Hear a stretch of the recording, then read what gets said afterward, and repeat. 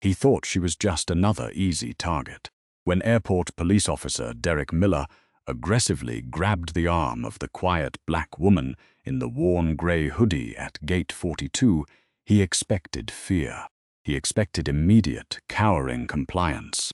What he didn't expect was the ice-cold, unblinking glare that met his eyes, or the 6 words that would instantly end his career and send shockwaves through the entire department. You'll want to stick around for every second of this, because arrogant privilege just picked a fight with absolute, untouchable power. The fluorescent lights of Hartsfield-Jackson Atlanta International Airport buzzed with that familiar, sterile hum. It was a Tuesday evening, the kind of soul-draining hour where the terminal was packed with exhausted business travelers and delayed vacationers. At Gate 42, Delta Flight 1184 to Washington, D.C. was already 20 minutes behind schedule. Olivia Hayes just wanted to go home. She sat quietly in the corner seating area, nursing a lukewarm black coffee. Dressed in a pair of faded denim jeans, plain white sneakers, and an oversized gray collegiate hoodie, she blended perfectly into the background. To anyone walking by, she was just another weary traveler. But Olivia was running on 36 hours of no sleep. She had spent the last week dismantling a massive multi-state corruption ring, working out of a windowless briefing room. She was exhausted, her bones aching with the kind of deep fatigue that only comes from carrying the weight of high-stakes federal operations. A few yards away, Officer Derek Miller was pacing the boarding area. Miller was a 12-year veteran of the Airport Police Division, a man who wore his badge not as a shield to protect, but as a heavy club to swing at anyone who didn't fit his narrow worldview. He had a reputation. His personnel file was thick with civilian complaints, harassment, excessive force profiling. But thanks to union technicalities and a buddy-buddy system with the local brass, he had always managed to dodge the consequences. Miller liked to establish dominance. He liked to remind people that in this airport, he was the king. His eyes scanned the crowd of waiting passengers, settling on the first class and sky priority boarding lanes. The gate agent, a nervous 20-something named Chloe, had just announced that pre-boarding would begin in 5 minutes. Olivia stood up, stretching her stiff back, and quietly moved toward the first-class lane. She had a confirmed seat in 2A, a small comfort she desperately needed. Miller's gaze locked onto her. He watched this black woman, in a worn-out hoodie, bypass the crowded economy seating area and stand casually at the front of the premium lane. His jaw tightened. To Miller, she didn't look like she belonged there. She didn't have a tailored suit. She wasn't carrying a designer briefcase. And she certainly didn't look like someone who could afford a $1,000 domestic ticket. In Miller's mind, the equation was simple. Fueled by his own deeply rooted prejudices, she was either trying to sneak on early, or she was flying on a stolen credit card. He adjusted his utility belt, the leather creaking loudly, and swaggered over. "Excuse me," Miller's voice cut through the dull roar of the terminal. It wasn't a polite request. It was a command laced with condescension. Olivia didn't turn around immediately. She was checking a final encrypted email on her phone. "Hey, I'm talking to you," Miller barked, stepping within 2 feet of her, invading her personal space. Olivia slowly turned, her expression entirely neutral. "Can I help you, officer? This line is for first class and priority passengers only," Miller said, looking her up and down with obvious disdain. "General boarding is going to be over there. You need to step out of this lane." Olivia looked at him. She didn't look angry, nor did she look intimidated. She just looked incredibly tired. "I am in the correct lane, officer. Thank you." She turned her back to him, returning her attention to her phone. That was Miller's first trigger. He demanded absolute deference, and this woman was dismissing him like he was a minor nuisance. A vein throbbed in his thick neck. "I don't think you heard me," Miller said, stepping around to block her view of the gate. "I need to see your boarding pass. Right now, are you the gate agent?" Olivia asked softly. "I'm airport law enforcement," Miller sneered, hooking his thumbs into his duty belt. "And I have reasonable suspicion to believe you're attempting to bypass airport boarding protocols. Show me the ticket, or you're not getting on any plane today." By now, the surrounding passengers were beginning to notice. A businessman in a sharp grey suit glanced over, frowning. A young mother pulling a stroller pulled her child a little closer. Olivia sighed. She could easily flash her credentials right then and there. She could end this in 2 seconds.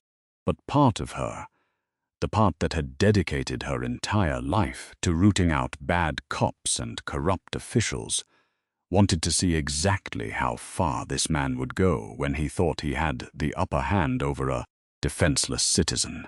"My boarding pass is on my phone," Olivia said, her voice remarkably calm. "I will show it to the gate agent when she calls my zone." No, Miller stepped closer, his face turning red. "You're going to show it to me, and let me see your ID. You match the description of a suspect we have on file for luggage theft."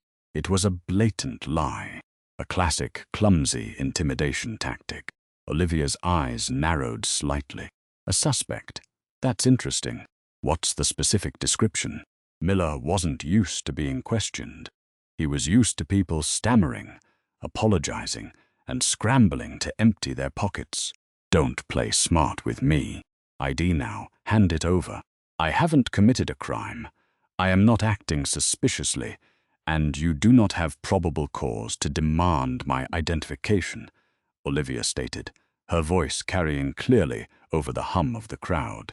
She spoke with a practiced, measured cadence. It was the voice of someone who knew the law intimately. "I am giving you a lawful order."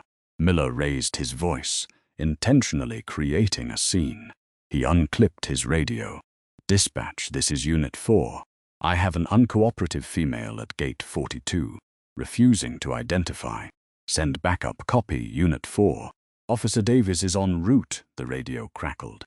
Chloe, the gate agent, picked up her microphone, her hand trembling. Excuse me, officer. We're ready to begin boarding first class." "Hold the boarding," Miller snapped at the young woman. Chloe jumped back, terrified, and immediately lowered the microphone. A murmur rippled through the crowd. A man named Thomas, wearing a backward baseball cap and standing near the windows, quietly pulled out his smartphone and started recording. "Look," Olivia said, her tone dropping to a serious warning register. "I strongly advise you to walk away, officer. You are escalating a situation that does not exist. You are delaying a flight based on your own personal bias. Walk away. You don't tell me what to do." Miller spat. The perceived disrespect was too much for his fragile ego. He saw the phones coming out. He knew people were watching. He had to establish control, or he'd look weak. Without warning, Miller lunged forward. His heavy hand shot out and clamped down hard on Olivia's left bicep. His grip was brutal, the kind designed to inflict immediate pain and force compliance. He attempted to yank her out of the boarding lane, intending to slam her against the nearby structural pillar. "You're being detained," he yelled, but Olivia didn't stumble. She didn't cry out. Instead, her body instinctively rooted into a defensive stance. She didn't fight back physically. That would give him the excuse he desperately wanted. But she locked her arm and locked her eyes onto his. The utter absence of fear in her expression made Miller falter for a microsecond. "Take your hand off me," Olivia said. The words weren't a plea. They weren't a request. They were a definitive, chilling command. "You are resisting," Miller shouted, tightening his grip, his fingernails digging through the fabric of her hoodie. Right at that moment, Officer Greg Davies jogged up to the scene. Davies was younger, newer to the force, and immediately looked uncomfortable with what he was seeing. "Hey, Derek, what's going on?" Davies asked, keeping his hands away from his belt. "She's a suspect." Refusing to ID, resisting detention. "Grab her other arm," Miller ordered. Davies hesitated. He looked at Olivia. He didn't see a combative suspect. He saw a woman standing perfectly still, being manhandled by his overly aggressive partner. "Officer," Olivia said, turning her head slightly to address Davies, though her body remained rigid against Miller's grip. "Your partner is currently committing felony assault under color of law. If you touch me, you will be named as an accomplice in a federal indictment. I suggest you tell him to let go." Miller laughed, a harsh, ugly sound. "Listen to this one. Thinks she's a lawyer. Turn around and put your hands behind your back now." He reached for his handcuffs with his free hand. "I am going to reach into my left pocket," Olivia announced, loudly and clearly, so every camera in the vicinity could pick up the audio. "I am retrieving my identification. I am not armed. Don't you move." Miller yelled, dropping his handcuffs and dropping his hand toward his service weapon. "Derek, wait! Let her get her ID!" Davies urged, stepping forward, suddenly terrified this was about to turn deadly over a boarding pass. Olivia moved slowly, deliberately. She didn't reach for her back pocket, where a wallet would normally be. She reached into the interior breast pocket of her hoodie. Miller's hand hovered over his holster. The entire gate area held its breath. Thomas, the passenger recording, zoomed in. Olivia withdrew a flat black leather case. With a flick of her wrist, she flipped it open. The leather case didn't hold a driver's license. It held a heavy gold shield, polished to a mirror shine, seated next to a crisp green bordered federal identification card. Miller leaned in, his eyes squinting to read the bold black lettering beneath the gold seal of the United States Department of Justice. Olivia Hay, Special Agent, in charge, Federal Bureau of Investigation, Office of Professional Responsibility. For 3 agonizing seconds, the world stopped spinning for Officer Derek Miller. The color rapidly drained from his face, leaving him looking like a ghost under the harsh airport lighting. The heavy, oppressive swagger he carried just moments before evaporated, replaced by a cold, suffocating dread. The Office of Professional Responsibility. They were the feds who investigated the cops. They were the apex predators of law enforcement oversight.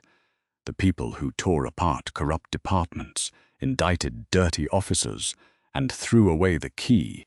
And this woman wasn't just an agent. She was the special agent in charge, the absolute top of the food chain for the entire southeastern United States. "Read it aloud, officer," Olivia commanded, her voice dropping to a terrifyingly quiet whisper that somehow commanded more authority than a megaphone. Miller couldn't speak. His throat was completely dry. His hand, which was still clamped around her arm, suddenly felt like it was resting on a live bomb. He yanked it back, as if the fabric of her hoodie had caught fire. "I said, read it." Olivia stepped forward, instantly closing the gap he had tried to create. The prey had just revealed herself to be the hunter. Special agent.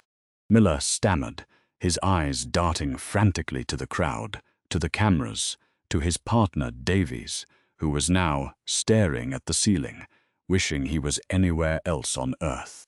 "I told you to walk away," Olivia said, her eyes boring holes into his soul. "I told you that you lacked probable cause. I warned you that you were escalating a baseless interaction. And yet you chose to put your hands on me.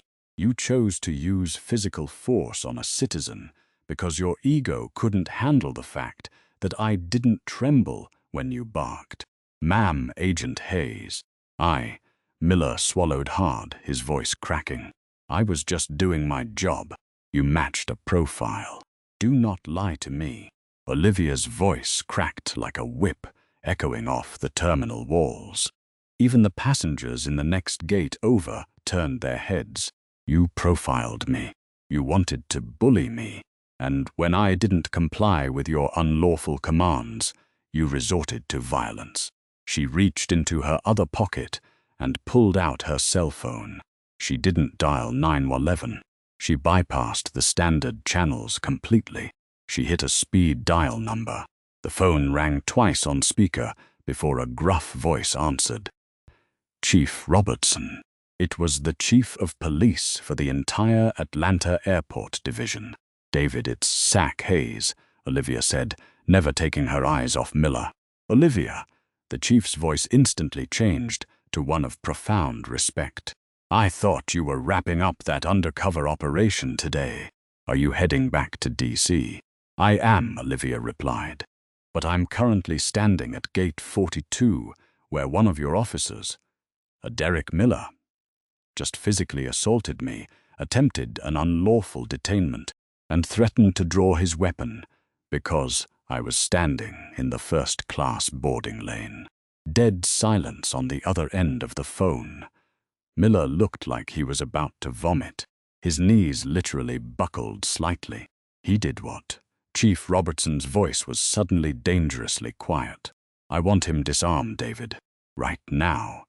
I want him stripped of his credentials, and I want him detained in your holding area until my field agents arrive to take his formal statement. If he is not in custody in 5 minutes, the next call I make is to the Attorney General, and the FBI will assume control of your entire precinct's jurisdiction, pending a civil rights investigation. Done, Robertson said without a second of hesitation. Put him on. Olivia held the phone out. Miller's hand shook so violently he could barely take the device. See, Chief? Miller, you absolute idiot! The chief's voice blasted through the speaker. Stand down. Hand your weapon and your badge to Officer Davies immediately. Do not say another word. You are relieved of duty. Miller slowly lowered the phone. He looked at Davies, who had already taken a tactical step back, his hand resting cautiously on his own belt, ready to enforce the chief's orders if Miller did anything stupid. With trembling hands, Miller unclicked his holster. He handed his service weapon to Davies. Then he unpinned the silver badge from his chest, a badge he had hidden behind for 12 years, and handed that over too. The terminal was dead silent. The passengers, who had been holding their breath, watched in utter disbelief as the bully who had strutted through the gate 5 minutes earlier was completely dismantled. Olivia took her phone back. She looked down at her arm, where red finger marks were already beginning to bruise on her skin. She looked back up at Miller, who was now staring at the floor, stripped of his power, his uniform suddenly looking 2 sizes too big. You thought I was a nobody, Olivia said softly, only for him to hear. But I'm the ghost that haunts guys like you. The heavy silence that blanketed gate 42 was deafening. Dozens of passengers, a demographic mix of seasoned business travelers, exhausted parents, and wide-eyed tourists, stood completely paralyzed. The only sound was the distinct, metallic click-clack of Officer Greg Davies clearing the chamber of Derek Miller's 9mm Glock before securing it in his own tactical belt. Miller stood in the center of the concourse, entirely stripped of his armor. His duty belt hung slightly lopsided without the weight of his firearm, and the spot on his chest, where his badge had rested, was marked by 2 small, empty pinholes in the navy blue fabric. He looked small. The aggressive, chest-puffing predator who had gripped Olivia's arm just minutes ago had vanished, replaced by a pale, trembling man staring into the abyss of a ruined life. Hands behind your back, Derek, Davies said, his voice completely devoid of camaraderie. Davies had always hated how Miller operated, but the unspoken blue wall of silence had kept him quiet. Now ordered by the chief of police and standing in front of the FBI's regional apex predator, That wall was crumbling to dust. Before Davies could retrieve his handcuffs, a loud, authoritative voice boomed from the security checkpoint corridor. "Hold on! Everybody just hold on a damn minute!" Pushing through the crowd of onlookers was Sergeant Brad Jenkins, the shift supervisor.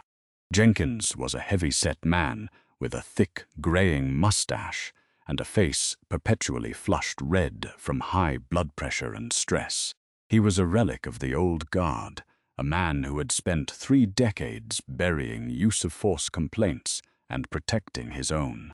He had heard the radio chatter and caught the tail end of Chief Robertson's broadcast. Jenkins took one look at Miller's empty chest and disarmed posture, then zeroed in on Olivia. He didn't see a federal agent. He saw a civilian who had somehow managed to embarrass his department. "What the hell is going on here?" Jenkins demanded, stepping between Davies and Miller. He turned to Olivia, putting on a condescending, placating smile. "Ma'am, I'm Sergeant Jenkins. I don't know what kind of misunderstanding happened here, but there is absolutely no need to escalate this. Let's step into the back corridor, away from these cameras, and we can sort this out quietly. I'll make sure Officer Miller apologizes, and we can get you on your flight." It was the classic cover-up maneuver. Isolate the victim, remove the witnesses, offer a fake apology to save a career. Olivia didn't move an inch. She looked at Jenkins with the same icy clinical detachment she had shown Miller. "There is no misunderstanding, Sergeant Jenkins," Olivia said clearly, ensuring the dozen cell phones still recording picked up every syllable. "Your officer committed felony assault and attempted an unlawful detention under color of law in direct violation of 18 U.S.C. Section 242. The Chief of Police has already relieved him of duty." Jenkins's face darkened, his fake smile dropping instantly. He stepped closer to Olivia, intentionally invading her space, trying to use his physical size to intimidate her. "Now listen here, lady. I don't care who you called. I am the supervisor on this concourse, and I say we take this in the back. You're causing a disturbance, and I can just as easily have you detained for disorderly conduct." Thomas, the passenger in the backward baseball cap, audibly gasped from a few feet away, shifting his phone to make sure Jenkins was perfectly in frame. Olivia's eyes narrowed into dangerous slits. She reached back into her hoodie. Jenkins instinctively rested his hand on his own weapon, a fatal miscalculation. Olivia produced her FBI shield a second time, holding it up right in front of Jenkins's nose. "My name is Olivia Hayes, Special Agent in charge of the FBI's Office of Professional Responsibility," she said, her voice dropping to a terrifying, deadly calm. "I investigate corrupt, abusive law enforcement officers. I tear apart precincts that cover up civil rights violations. And if you do not remove your hand from your weapon and step out of my face this exact second, Sergeant, I will have you indicted for conspiracy to interfere with a federal investigation before this flight touches down in Washington." Jenkins froze, the blood drained from his ruddy face so fast he looked physically ill. His eyes darted from the gold shield to Olivia's unblinking stare. The realization hit him like a freight train. He wasn't talking to a frustrated passenger. He was talking to the Reaper. I apologize, Agent Hayes," Jenkins stammered, taking 3 rapid steps backward, his hands held up in surrender. I didn't know. Ignorance of the law is not a defense, Sergeant. A concept you should be intimately familiar with," Olivia replied coldly. She turned her attention back to Davies. "Officer Davies, Chief Robertson gave you a direct order. Execute it." Davies didn't hesitate this time. He grabbed Miller's wrists, pulled them roughly behind his back, and secured the steel handcuffs. The ratcheting sound echoed through the gate. "Walk," Davies commanded, shoving Miller forward.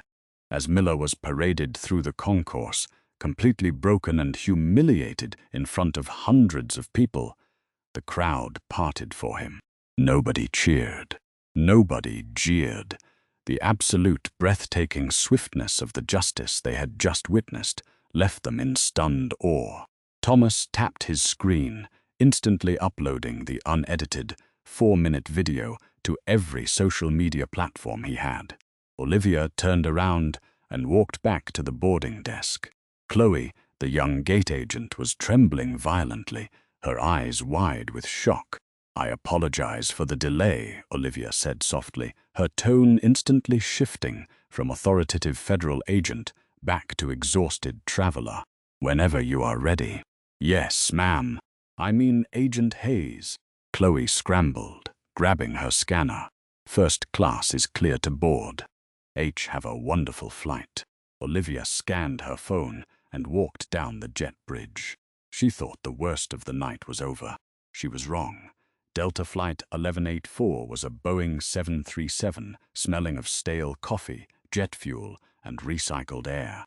Olivia moved into seat 2A, stowed her small carry-on bag beneath the seat in front of her, and collapsed into the leather cushion.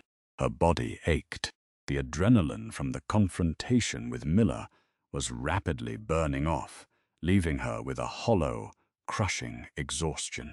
She leaned her head against the cool acrylic of the window, closed her eyes, and waited for takeoff. 20 minutes passed. The cabin doors closed. The safety briefing was completed. The plane pushed back from the gate, the engines whining as they spooled up. But as the aircraft reached the edge of the taxiway, the engines suddenly throttled down. The plane jolted to a halt, sitting motionless in the darkness of the tarmac. The intercom crackled to life. "Folks, this is Captain Mitchell from the flight deck. I apologize for the delay, but we've been ordered by ground control to hold our position. We have a local security situation that requires us to return to a holding pad. We should have more information shortly." Olivia opened her eyes. Her instincts, honed by 20 years in the bureau, instantly flared. Something was wrong. Out the window, the flashing red and blue lights of 3 airport police SUVs were speeding across the tarmac, cutting directly in front of the aircraft to block its path. A few moments later, a heavy mechanical thud echoed through the cabin as mobile air stairs were pushed up against the forward boarding door. The flight attendants exchanged nervous, confused glances. The main cabin door swung open. Stepping into the aircraft was Lieutenant Arthur Gable. He was the president of the local airport police union, a notoriously aggressive political bulldog who had spent his career shielding dirty cops from accountability. Gable was tall, wearing a sharp tactical uniform, his hair slicked back with heavy gel. He looked furious. He had just seen the video Thomas uploaded, which was already going viral globally. He saw his department being publicly humiliated and his most loyal enforcer, Derek Miller, locked in a holding cell. Gable wasn't going to let an out-of-town federal agent come into his airport and dismantle his kingdom without a fight. He erroneously believed that because the plane was still on the ground in Atlanta, he retained ultimate jurisdictional authority. He marched directly into the first-class cabin, followed by 2 armed tactical officers. The passengers gasped, shrinking back into their seats. Gable scanned the cabin and immediately locked eyes with Olivia in 2A. "Olivia Hayes," Gable barked, his voice loud enough to carry back into the economy section. "I am Lieutenant Gable. You need to gather your belongings and deplane immediately. You are being detained for questioning regarding the fraudulent impersonation of a federal officer and the assault of an airport police officer." The audacity was staggering. Olivia didn't flinch. She remained seated, looking up at him with tired, unimpressed eyes. "Lieutenant Gable," Olivia said evenly, "you are currently interfering with a commercial flight carrying a federal agent. I suggest you turn around and walk off this aircraft. Your credentials have not been verified by my office. Gable sneered, stepping closer, blocking the aisle. "I have reasonable suspicion to believe the badge you flashed at Gate 42 is a counterfeit, and until we verify it downtown, you're not going anywhere. Unbuckle your belt and stand up, or my officers will physically remove you from this aircraft." Sarah, the lead flight attendant, stepped forward bravely. "Sir, you cannot speak to a passenger this way. I need you to. Shut up and step back." Gable snapped at her, causing Sarah to flinch. That was it. Olivia had reached her absolute limit. "Lieutenant," Olivia said, her voice piercing the tense silence of the cabin, "you are making a catastrophic mistake. By boarding this aircraft and attempting to detain a federal agent, you are violating Title 49 U.S. Code Section 46.504, interference with flight crew members and attendants. That is a federal felony, carrying a 20-year sentence. I am the law in this airport." Gable roared, losing his temper, spit flying from his lips. "I don't care what fake badge you carry. Grab her," he ordered his 2 tactical officers. The 2 officers took a hesitant step forward, reaching for Olivia. Before their hands could even cross the armrest, a quiet, completely unassuming man in seat 4C, who had been reading a paperback novel, suddenly stood up. "Federal Air Marshal, drop your hands right now," the man shouted. Kevin O'Connor moved with terrifying speed.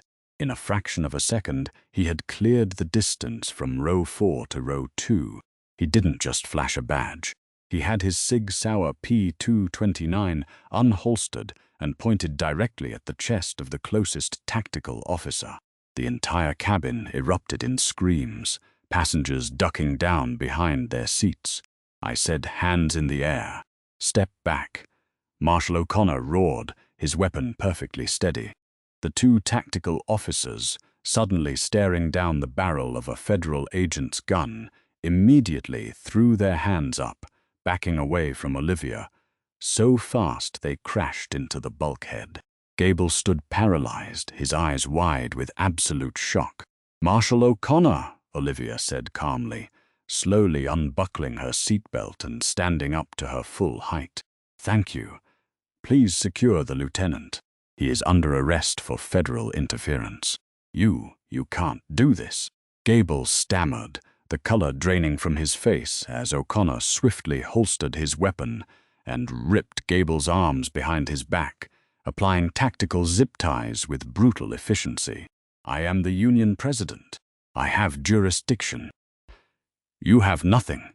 Olivia stepped into the aisle, standing inches from Gable's terrified face. The moment the boarding door closed, this aircraft became federal jurisdiction. You just hijacked a commercial airliner to protect a corrupt cop. She turned to the 2 tactical officers, who were shaking with their hands still raised. "Take his badge, take his gun, escort him off this aircraft, or the marshal will arrest both of you for conspiracy. Go." The officers didn't argue. They disarmed their own lieutenant, grabbed him by the arms, and practically dragged him toward the exit.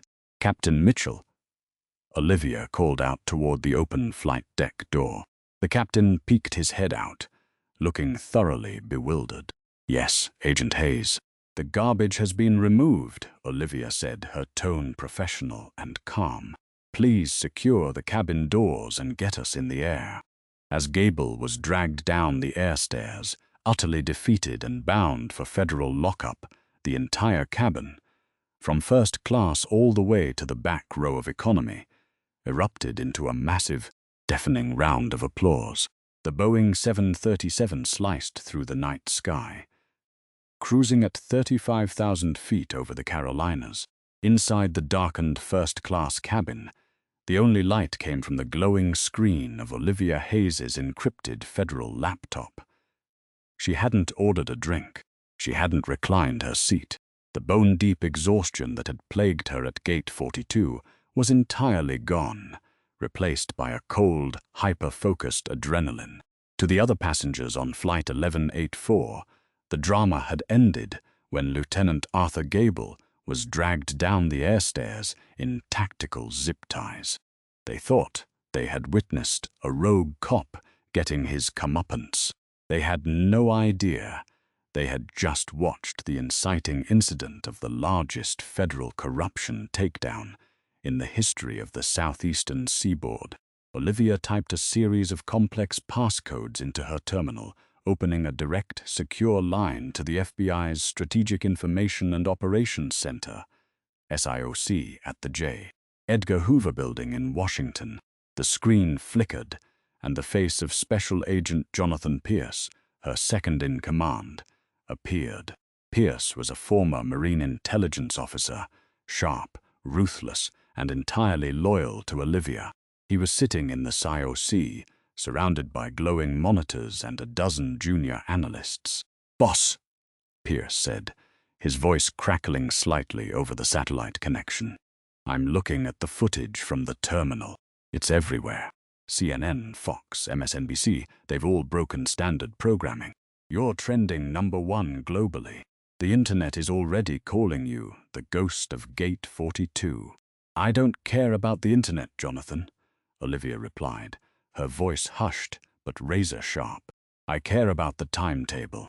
Miller and Gable just handed us the keys to the castle. We are accelerating Operation Icarus. I want the raids moved up." Tonight, Pierce's eyes widened slightly. Operation Icarus was a massive 2-year RICO investigation into the Atlanta Airport Police Division. What nobody in that terminal knew, what Officer Derek Miller couldn't have possibly fathomed when he decided to profile the quiet black woman in the gray hoodie, was that Olivia had been in Atlanta specifically to finalize the indictments against him and his entire chain of command. The Airport Police Union wasn't just protecting bullies. They were running a sophisticated, cartel-level smuggling and extortion ring. They used their security clearances to bypass TSA, moving millions of dollars in narcotics through the baggage handling system. Miller's favorite tactic, the one he had attempted on Olivia, was profiling minority travelers, falsely accusing them of luggage theft or fraud, and illegally confiscating their cash and valuables under the guise of civil asset forfeiture. They targeted people they thought didn't have the resources or the courage to fight back. Moving the raids up means we execute without the local DEA attachments, Pierce warned, his fingers already flying across his keyboard to pull up the tactical grids. "It's going to be a pure bureau operation." "Good," Olivia stated. "The local DEA field office has leaks. Gable's union has been buying off low-level informants for months. If we wait until Friday as planned, Gable's arrest will spook the rest of the leadership. They'll start shredding documents and wiping servers by midnight. We hit them now, while they're scrambling to figure out how their union president just got arrested on a commercial airliner." "Understood," Pierce said, his tone turning instantly to ice-cold professionalism. "I'm authorizing the deployment of the hostage rescue team and regional SWAT from the Charlotte and Birmingham field offices. Target Alpha is the precinct headquarters at Concourse E. Target Bravo is the Union Lodge downtown. I want the digital forensics team on site the second the doors are breached," Olivia instructed. "Gable's personal locker, Miller's patrol vehicle, and the shift supervisor's hard drives. And Jonathan?" "Yes, boss. Contact Federal Air Marshal O'Connor's chain of command. Have his security clearance temporarily elevated to assist in the secure transport of Gable to federal holding. I don't want local transport handling a suspect of this magnitude." "Done." Before Pierce could sign off, a high-priority incoming call overrode the secure channel. The caller ID flashed crimson-red, Attorney General Secure Comms. Olivia tapped the screen, merging the call. "Agent Hayes." "Olivia, what in God's name is happening in Georgia?" Attorney General Robert Montgomery's voice boomed through her headset. He sounded frantic. Montgomery was a political animal, always terrified of optics and public fallout. "I just got off the phone with Gregory Hughes, the mayor of Atlanta. He is threatening to hold a midnight press conference, accusing the FBI of a federal occupation of his airport. He says you unlawfully arrested the president of the police union and hijacked a runway. With all due respect, Mr. Attorney General, Mayor Hughes is a panicked politician watching his corrupt police department unravel on live television." Olivia replied, her voice remaining perfectly steady. "Lieutenant Gable illegally boarded a commercial aircraft and attempted to forcibly detain a federal agent to suppress an ongoing investigation. That is a federal felony. The mayor says Gable was acting within his jurisdictional rights to investigate a disturbance." Montgomery countered, clearly sweating under the political pressure. "Olivia, the optics of a federal agent arresting local cops on a plane. It looks like a rogue operation. Hughes is calling his senators. He's demanding your immediate suspension pending an internal review." Olivia leaned back in her leather seat, staring out the window into the pitch-black sky. She had anticipated this. Mayor Hughes was heavily funded by the police union's Political Action Committee. He was their puppet, and right now, the puppet was trying to cut the strings. "Mr. Attorney General," Olivia said, her tone shifting to a terrifyingly quiet register that made even the AG pause. "I am currently transmitting a file to your secure terminal. I suggest you open it." In Washington, Montgomery clicked the file. It was a decrypted audio ledger. "What you are looking at," Olivia explained calmly, "is a record of offshore wire transfers. For the past 18 months, Lieutenant Gable has been depositing undocumented cash into a shell company in the Cayman Islands. A shell company that is jointly registered to Mayor Gregory Hughes's brother-in-law." Dead silence on the line. "The disturbance at Gate 42 was not a misunderstanding, sir. Officer Miller attempted to illegally detain and assault me because I fit the demographic profile of the victims they routinely extort." Olivia continued, surgically dismantling the politician's defense. "When Gable realized I was federal oversight, he panicked. He boarded the aircraft not to enforce the law, but to silence me before I could report the incident, completely unaware that his department is the target of a 2-year federal RICO probe." She let the silence hang for a moment, allowing the absolute gravity of the situation to crush the Attorney General's political anxieties. "I am executing the Operation Icarus arrest warrants tonight," Olivia stated, leaving no room for debate. "If Mayor Hughes holds a press conference, I strongly advise you to let him, because tomorrow morning I will personally sign the indictment for his arrest on charges of racketeering and conspiracy." "Do I have your authorization to proceed, sir?" Montgomery exhaled a long, shaky breath. He knew a kill shot when he saw one. "You have a blank check, Agent Hayes. Burn it all down." The line disconnected. Olivia looked at the tactical map glowing on her screen. Hundreds of blue dots, FBI tactical units, were currently converging on Hartsfield-Jackson Airport in complete radio silence. The trap was sprung. "Jonathan," Olivia said, turning her attention back to her second-in-command. "Tell the breach teams they are green. Execute." At exactly 1:14 a.m. Eastern Standard Time, the meticulously laid trap violently snapped shut. The heavy, reinforced steel doors of the Atlanta Airport Police precinct in Concourse E didn't just open. They were violently separated from their reinforced frames by specialized, shaped breaching charges. The deafening concussive blast reverberated through the empty corridors of the terminal, shaking the thick glass windows of the nearby concourse storefronts. Simultaneously, 4 miles away in the heart of downtown Atlanta, a pair of heavy armored bearcats roared through the wrought iron perimeter gates of the local police union lodge, twisting the expensive metal into unidentifiable scrap. The raids were a masterclass in overwhelming, synchronized federal force. Inside the airport precinct, the night shift officers, many of whom were deeply embedded as the operational muscle in Lieutenant Gable's sprawling smuggling ring, were completely caught off guard. Dozens of FBI SWAT operators, clad in heavy tactical gear, Kevlar vests, and wielding suppressed carbines, flooded the fluorescent-lit hallways like a rising, unstoppable tide of dark blue. FBI, nobody move. Hands away from your weapons and get on the floor. The lead operators roared, moving with terrifying, practiced precision. Laser sights cut through the dusty air, painting the chests of corrupt cops who were too stunned to even comprehend, reaching for their service weapons.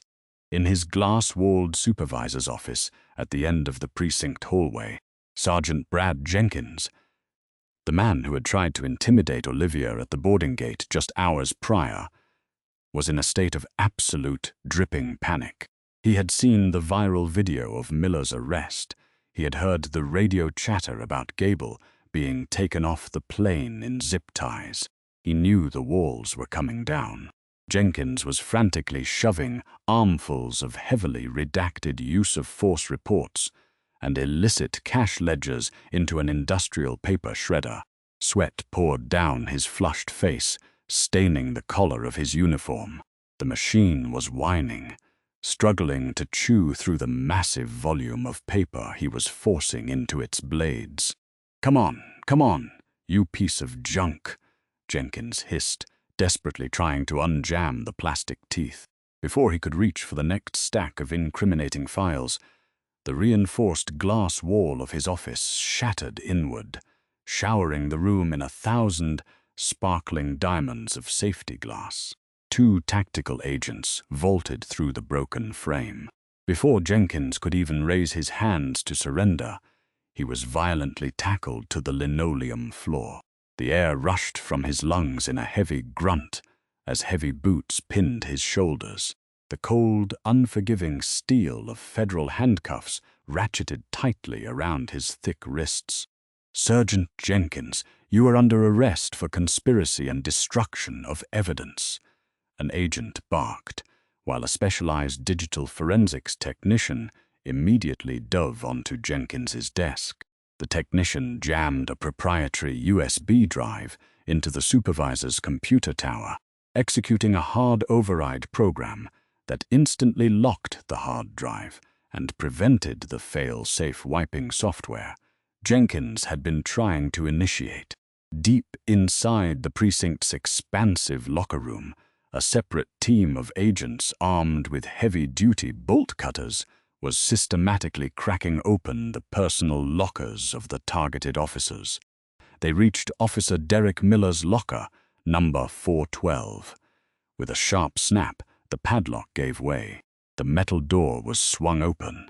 Inside, hidden beneath a spare, neatly pressed patrol uniform, agents found the holy grail of physical evidence that would bury the department.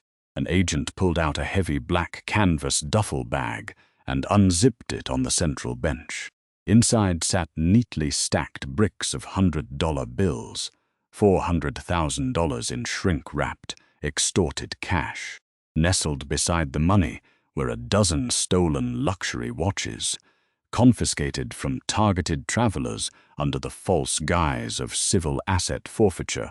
Most damning of all was a small, black, leather-bound ledger. It documented every illegal shakedown, every fabricated charge, and every cut of the money funneled directly to Lieutenant Gable and the Union over the past 5 years. By the time Delta Flight 184 began its final, smooth descent into Washington's Reagan National Airport, the entire operational command structure of the Atlanta Airport Police Division had been surgically and completely dismantled.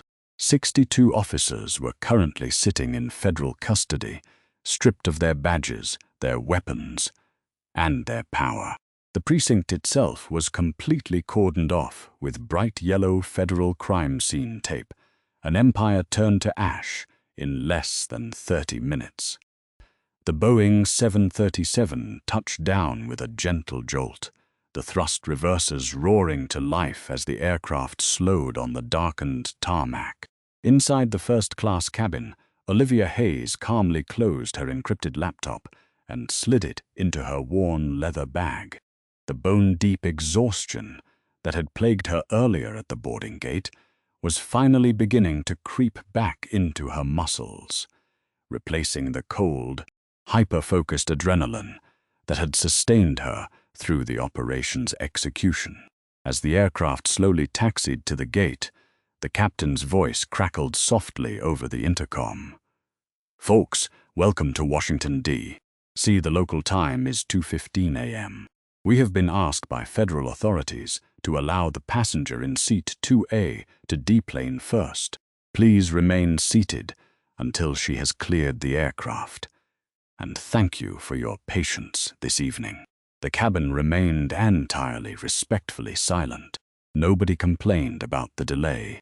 Nobody reached for the overhead bins. As Olivia stood up and grabbed her small carry-on bag, Federal Air Marshal O'Connor stepped out of row 4 and gave her a sharp, deeply respectful nod. "Hell of a night, Agent Hayes," O'Connor murmured. "Thank you for the assist, Marshal," Olivia replied softly. She walked up the jet bridge, the heavy, humid air of the capital city greeting her. She expected the terminal to be entirely empty at this hour, a quiet sanctuary after the chaos of the evening. Instead, waiting for her at the exact threshold of the gate was Harrison Clayton. Clayton was one of the most ruthless, highly paid, and morally bankrupt defense attorneys in Washington. He was the designated fixer for the National Police Union Coalition, a man whose entire career was built on finding legal loopholes to keep dirty cops on the streets. Clad in a flawless $10,000 bespoke Brioni suit, Clayton looked entirely out of place in the deserted, fluorescent-lit terminal. He was flanked by 2 nervous-looking junior associates, both clutching heavy leather briefcases. He had been woken up at midnight by a frantic phone call from Atlanta and had rushed to Reagan National to intercept the woman responsible for the crisis. Clayton stepped directly into Olivia's path, aggressively blocking her exit. He held out a thick, legal-sized manila envelope, his face contorted in a mask of smooth, practiced arrogance. "Special Agent Hayes," Clayton said, his voice echoing loudly off the empty walls. "I am Harrison Clayton. I represent Lieutenant Arthur Gable and Officer Derek Miller. What I hold in my hand is an emergency federal injunction, signed just 20 minutes ago by a district court judge, whom I woke up personally. It mandates the immediate, unconditional release of my clients, citing unlawful detainment, gross lack of jurisdiction, and excessive federal overreach." He practically shoved the envelope toward her chest. "You stepped way out of line tonight, Agent Hayes," Clayton sneered, trying to establish dominance over the quiet woman in the gray hoodie. "You let your ego turn a simple, routine airport security altercation into a federal circus. By tomorrow afternoon, you will be facing a massive, multi-million-dollar civil lawsuit for deprivation of rights under color of law, and I will personally see to it that your federal badge is permanently revoked." Olivia didn't take the envelope. She didn't flinch. She didn't even break her stride. She simply sidestepped him with effortless grace, forcing Clayton to pivot awkwardly and walk briskly just to keep up with her relentless pace. "Did you happen to read the news on your frantic drive over here, Mr. Clayton?" Olivia asked, her voice impossibly calm, not a single hint of intimidation in her tone. "I don't give a damn about a viral video of a misunderstood interaction." Clayton scoffed, his Italian leather shoes clicking loudly on the polished terrazzo floor as he chased her. "The court of public opinion doesn't matter to me. The law matters." and the law says you had absolutely zero right or probable cause to arrest my clients on that aircraft." Olivia stopped walking abruptly. Clayton nearly collided with her, stumbling back a step to regain his composure. She turned to face the towering, arrogant lawyer, her unblinking gaze locking onto his. "While you were busy waking up a federal judge to draft a baseless, theatrical injunction regarding a boarding gate dispute," Olivia said, her voice dropping to a terrifyingly quiet whisper that commanded the entire terminal, "the FBI was busy executing a massive, coordinated raid on the Atlanta Airport Police Precinct and the downtown Union Lodge. Operation Icarus." Clayton froze. The smug, manufactured confidence instantly drained from his face, replaced by a twitch of genuine confusion. "Operation? What? We just recovered $500,000 in extorted, shrink-wrapped cash stashed in your client, Derek Miller's locker," Olivia continued, stepping 1 inch closer to the lawyer, surgically dismantling his reality. "We secured the offshore wire transfers directly linking Lieutenant Gable to a narcotics trafficking syndicate operating out of the baggage claim. We have Sergeant Jenkins on video attempting to destroy federal evidence. Your clients aren't being held on a simple civil rights violation, Harrison. They are currently being booked into federal custody on charges of racketeering, conspiracy to distribute narcotics, and extortion under the RICO Act." Clayton's jaw actually dropped. His mouth opened and closed silently, struggling to form a coherent legal defense for an apocalypse he didn't know was happening. Behind him, his 2 junior associates went completely pale. They exchanged panicked glances and instinctively took a large step back, as if being in Clayton's immediate vicinity was suddenly legally toxic. "That injunction you're holding," Olivia gestured to the envelope with a slight dismissive tilt of her head. "It's worse than useless. Right now, it's physical evidence that you are actively attempting to obstruct a massive federal racketeering investigation. If I were you, I would find a paper shredder. Quickly." Clayton slowly lowered his arm. The manila envelope suddenly felt like it weighed 100 pounds. He realized, with crushing, career-altering clarity, that the men he had rushed to the airport to defend were already ghosts. The case was unwinnable. The union was dead. He had walked right into a trap. "Have a very pleasant evening, Mr. Clayton," Olivia said.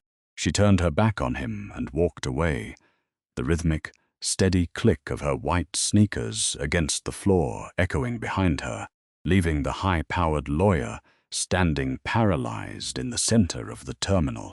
Olivia pushed through the sliding glass exit doors of Reagan National. The cool, humid air of the capital washed over her face. The city was quiet, the iconic monuments illuminated in the distance, standing as silent sentinels over the sleeping metropolis. A black, armored Chevrolet Suburban with heavily tinted windows was idling at the curb.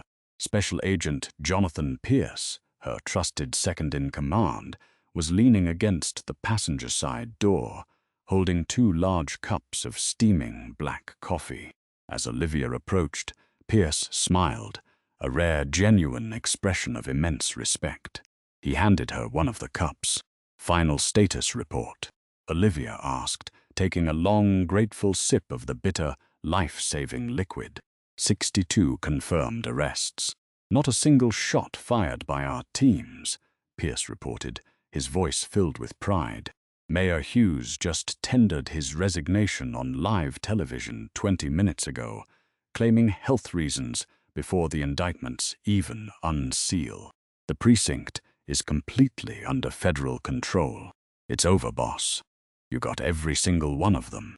Olivia looked down at the coffee cup, then out toward the glowing, distant spire of the Washington Monument. The crushing exhaustion was finally taking hold, but it was a good exhaustion. It was the heavy, satisfying weight of a monumental victory. She thought about Derek Miller, sitting in a cold, windowless federal interrogation room right now, finally realizing that his reign of terror was permanently, irrevocably extinguished. She thought about the countless innocent travelers he had bullied, harassed, and robbed. People who didn't have a gold shield in their pocket to protect them. They wouldn't ever have to worry about him, or any of his corrupt brothers, ever again. "Drive me home, Jonathan," Olivia said softly, pulling open the heavy armored door of the SUV. "I need to sleep." The Suburban pulled away from the curb, its taillights fading into the quiet, peaceful Washington night, leaving the shadows of corruption far behind. What a truly explosive ending. Olivia Hayes didn't just put a bully in his place. She entirely dismantled a corrupt empire from seat 2A. This story perfectly proves that true power doesn't need to shout, and those who abuse their authority will eventually pick a fight with the absolute wrong person. If you loved the intense drama, the satisfying karma, and the ultimate victory for justice in this story, smash that like button right now. Drop a comment below telling us your favorite moment, share this with your friends, and subscribe to the channel for more unbelievable real-life stories.